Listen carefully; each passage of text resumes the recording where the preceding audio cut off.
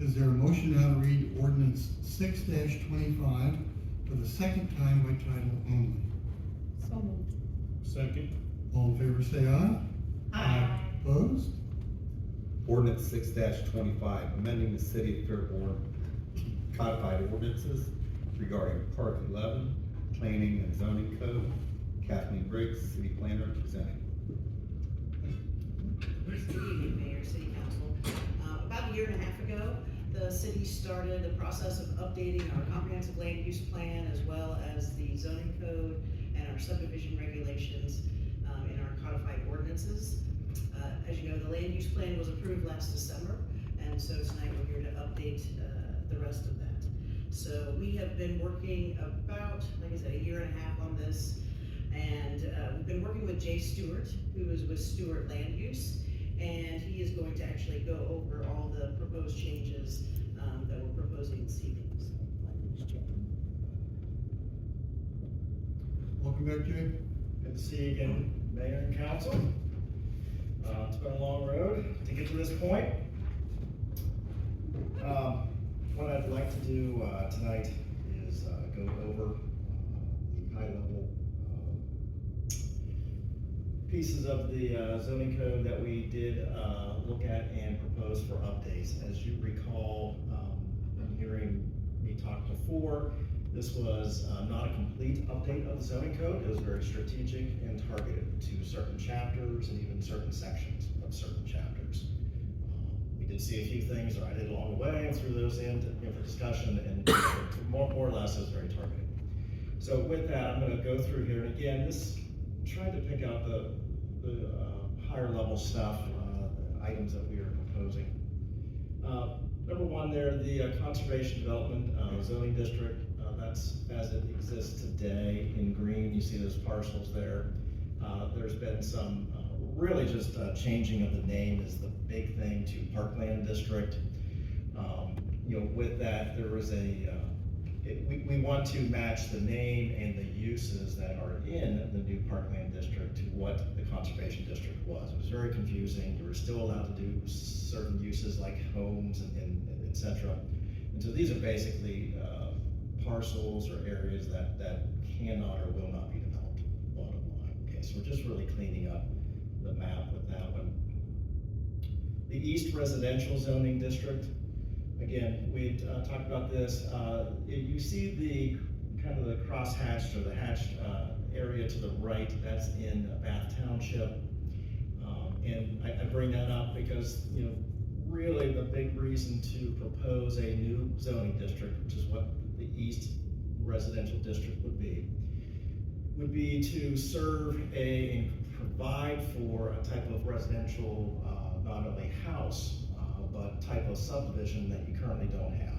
Okay, as you know, the city proper, within City of Fairborn, practically built out. There's very little vacant land to do anything of any size and substance with. There could be certainly some infill development going down, or structures coming down and new ones going up in the future. But we're really looking at that Bath Township potential. What might come in as annexations.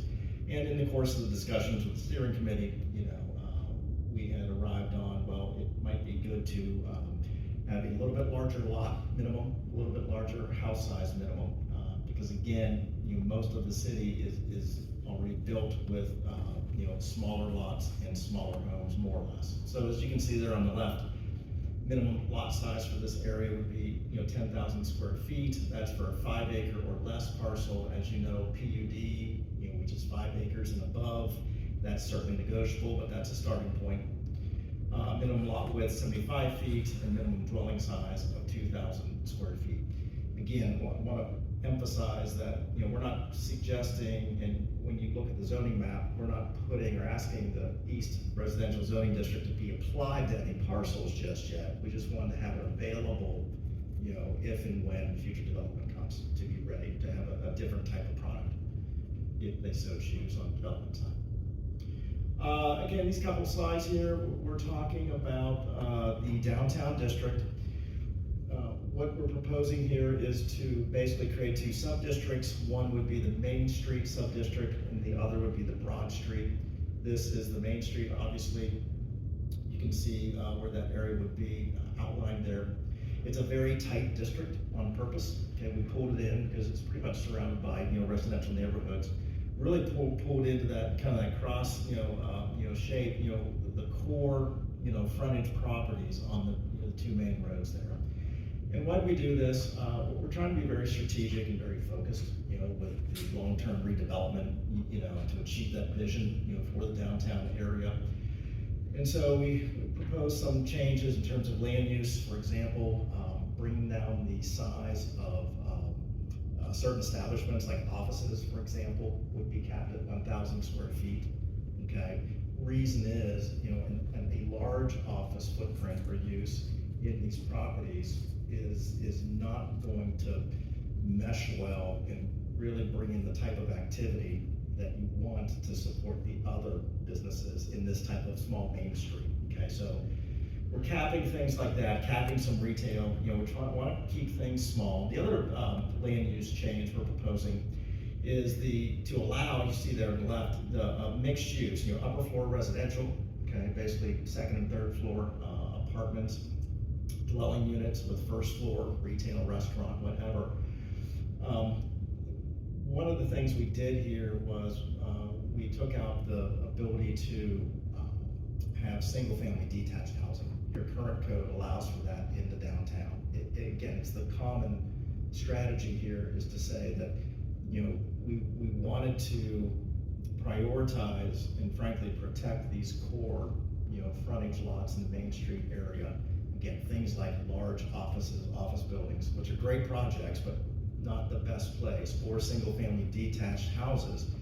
That doesn't mix great if you want to redevelop that type of kind of core, tight-knit, urban Main Street area. So those are the couple big changes there. Broad Street now, that's the other side of the downtown district.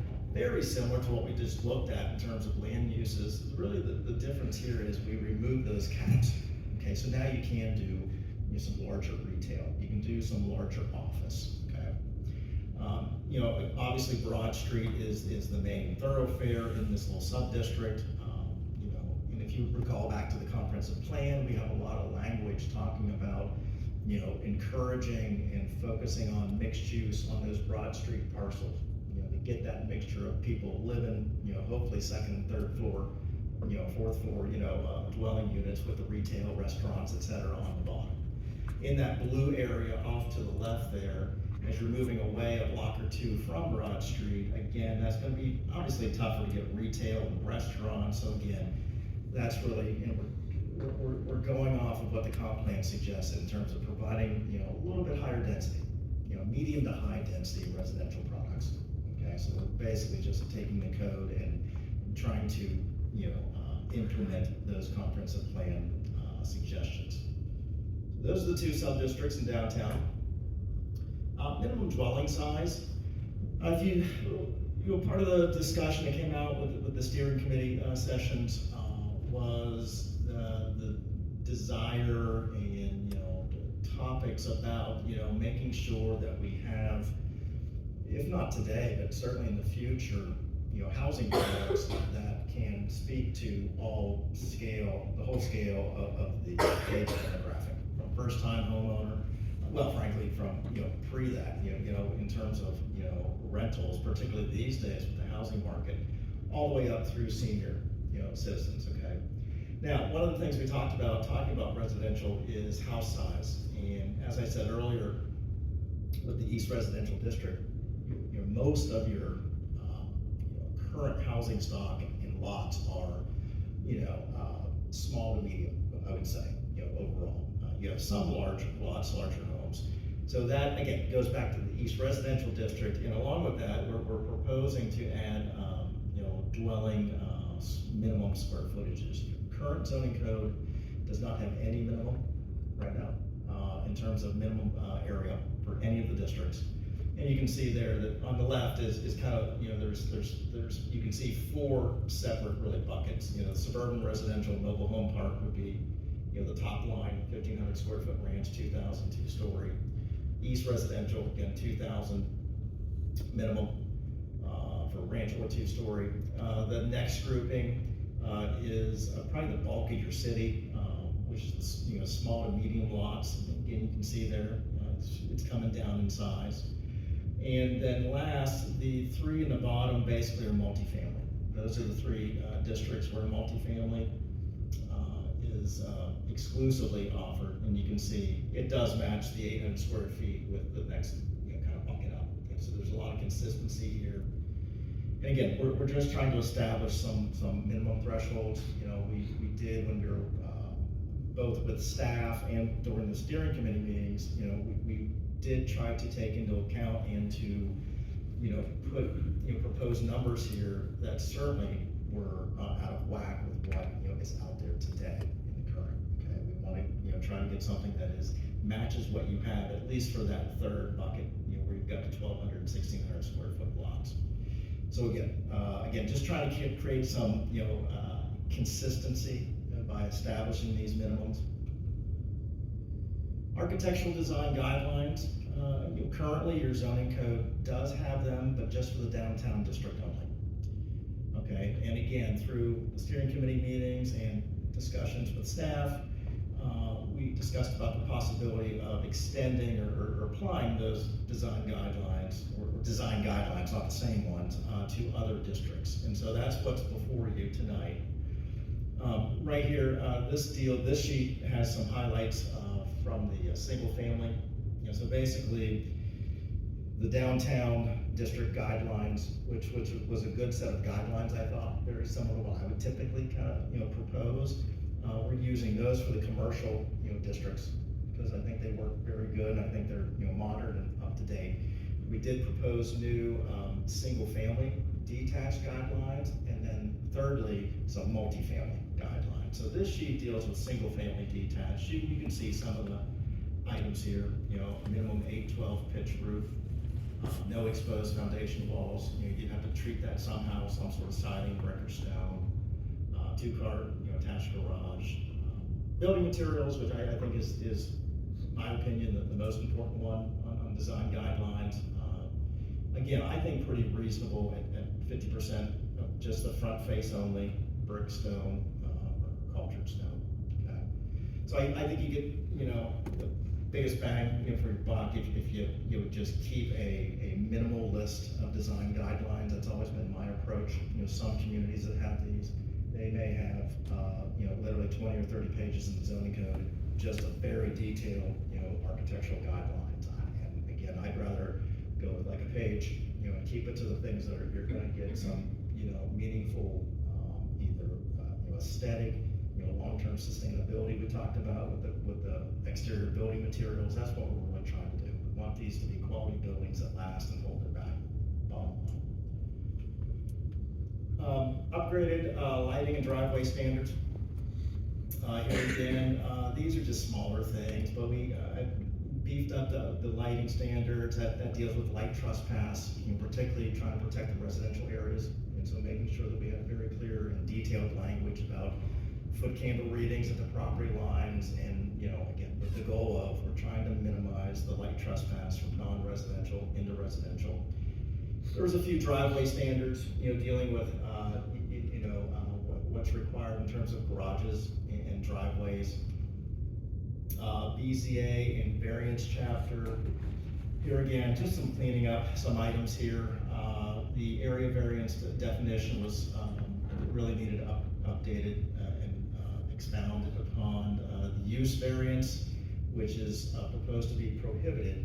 If you recall me saying before that the use variance was prohibited 2 codes ago, it got inadvertently placed into the last zoning code update, and so now we're just kind of cleaning that back up to take it back out.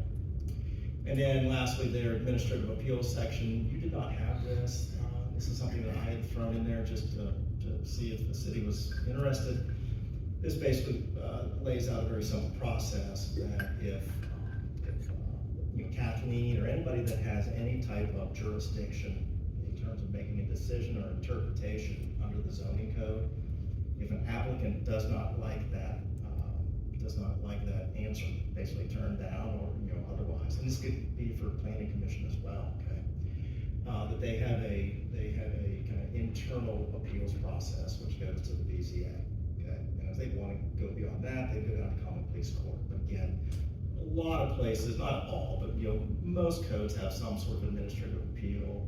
It's not used that often. I've been involved in one or two in all my time, but it's good to have, when you need it. So that's that section. Development plan review chapter. This is a new chapter. This deals with basically development plans, which from a planning commission standpoint, that's probably what they see most in the course of any given year. A new Starbucks goes up, a new strip center goes up. Those are all going in for site plan or development plan reviews. And so we created a chapter, and what it does is more clearly outlines the details, the process. Okay, talking about making a mandatory pre-application meeting. Currently, it's not mandatory. Adding a lot of access management, dealing with access cuts, and making sure particularly commercial and corridor projects are safe. Traffic impact study. Again, you've been, and the city engineer's been asking certainly for traffic impact studies, but there's about a page or so of specific items that we want to see in the traffic impact study, so that when he gets a TIS from an engineer, that they're consistent in terms of he has everything he needs in there. So again, I think that is pretty important stuff in terms of something that the planning commission uses on a very regular basis. And just one or two more slides here. Look at the definitions. This is just some random things that come up that was on the list to look at. Your current code, it is somewhat confusing as it relates to congregate living. And I think that's what your current code actually calls that land use. So, we upgraded the definition for family. That was a little bit outdated too, because that keeps changing through the courts. Group home, family home, which isn't shown up there, those are now, family home was the 1 to 5 folks, and group home was the 6 to 16. So we've got, I think, good definitions on what entails in that. And then the other area where we beefed up a lot definitions was senior-related housing options. Right now, what we're proposing is basically 2 buckets. You've got independent care or independent senior care. That's basically a 55 plus community type of thing. That's where, there's no skilled nursing at that point, but it is senior, okay? And then really everything else would be senior care facility. Your skilled care, your assisted living, and all the, all the various new types of care that are coming on as time goes on. So those were some good definition upgrades. And then lastly, we did look at the subdivision regulations chapter. Sat down with the city engineer. We had a city engineer, or an engineer on our team, and bottom line is it was determined that chapter is pretty well up to date in terms of all the specifications for roadway and otherwise. The only thing we came up with was some utility box screening in terms of, there was a little gap in there in terms of making sure those boxes are properly screened. So subdivision regs, we're in a good spot. Then lastly, we did have a handful of zoning actual map edits. Now certainly, as I said, we changed proposing to change the name, from conservation development to Parkland District. There were a handful, like 5 or 10 other parcels. Did you want to go over a couple of them? I can just, so yes, we did have a couple changes from the conservation development zoning district on 235 and 675. There were some parcels that were not necessarily parkland, so those were rezoned to neighborhood center to accommodate the uses that are on those lands, single family homes, commercial uses, and then also a few changes off of East 8 Yellow Springs Road from light industrial to general commercial. To really account for the uses that are in those buildings currently, and what that district is and what it's turned into. And that really kind of goes over everything. Like I said, the biggest one is really just calling parks Parkland. I think that's just really the biggest one, but there are a couple others.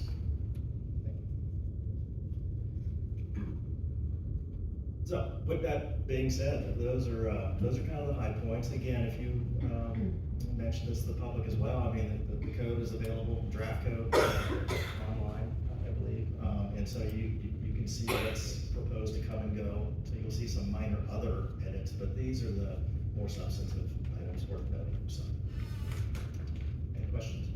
before we come to council questions,